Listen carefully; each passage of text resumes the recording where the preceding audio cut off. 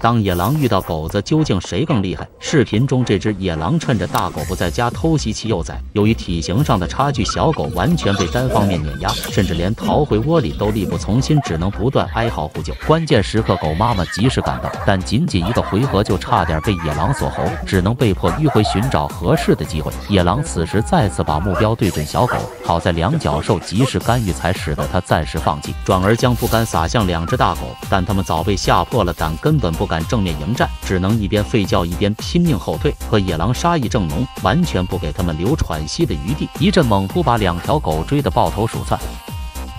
就在野狼得意洋洋以为稳操胜券的时候，狗群的支援部队终于赶到。这一幕瞬间让野狼意识到局势不妙，随后当机立断扭头逃向山林。事实上，并非所有的狗都惧怕野狼，有些狗甚至能够1对2也不落下风，这跟它们平时的生活环境和性格都有着直接关系。那么你认为数量对等的情况下，家狗能够战胜野狼吗？